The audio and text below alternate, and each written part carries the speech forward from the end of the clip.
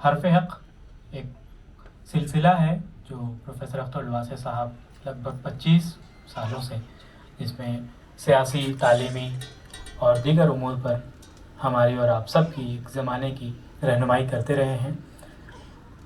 یہ جو کتاب ہے حرف حق، اس میں آخر کے 3 سالوں کے کالم شامل کیے گئے ہیں۔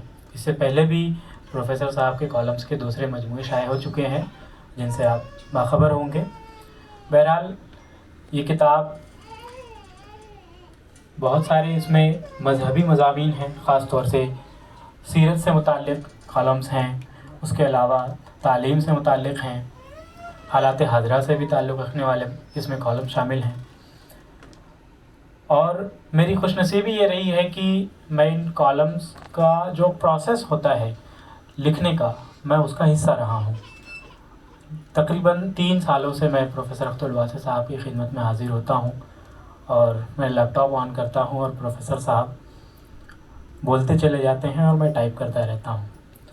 اور اس پروسیس میں سب سے دلچسپ بات یہ ہوتی ہے کہ پہلے پیراگراف میں جو جملہ ہوتا ہے اور کالم کے آخری پیراگراف میں جو جملہ ہوتا ہے، دونوں کا ربط، دونوں کے جملے ساخت پروفیسر صاحب کے ذہن میں ہوتے ہیں اور ایک کاکی کی غلطی نہیں ہو سکتی، محاورے کی غلطی نہیں ہو سکتی۔ اور اس کے علاوہ اس عمر میں بھی پروفیسر اختر الواسع صاحب کی جو ذہانت ہے، جو ان کا حافظہ ہے، اس کی داد دینی پڑے گی۔ چاہے آیات ہوں، روایات ہوں، اشعار ہوں، شخصیات کے نام ہوں، تمام چیزیں پروفیسر صاحب اس طرح سے بیان کرتے چلے جاتے ہیں جیسے سامنے لکھ کر کے رکھا ہوا ہو۔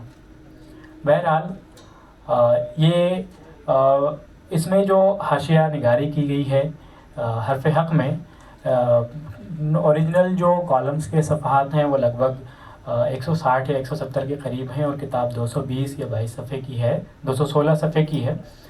پروفیسر صاحب کی تحریریں اس قدر جامع ہوتی ہیں کہ ایک ہی لائن میں، ایک ہی سطر میں قرآنی آیت کی طرف حوالہ ہو سکتا ہے، احادیث کی طرف اشارہ ہو سکتا ہے، کسی تاریخی اور ادبی شخصیت کا ذکر ہو سکتا ہے۔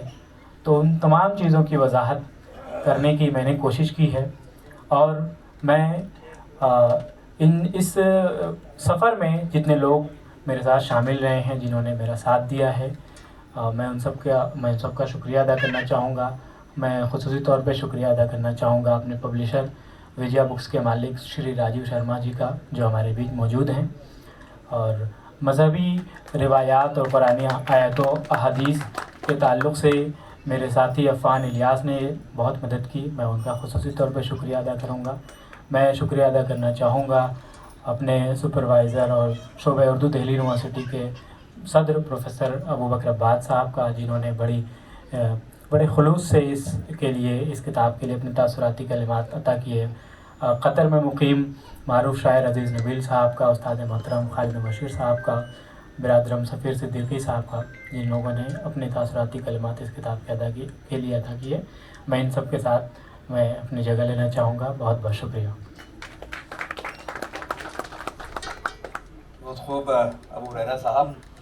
اور اب ڈاکٹر عامر فہیم صاحب جو دوسری کتاب کے مصنف ہیں، میں ان سے گزارش کروں گا، یہ تحقیقی مقالہ ہے جس طرح میں نے پہلے بھی عرض کیا ہے، تو آئیے مزید جانتے ہیں اس کتاب کے بارے میں۔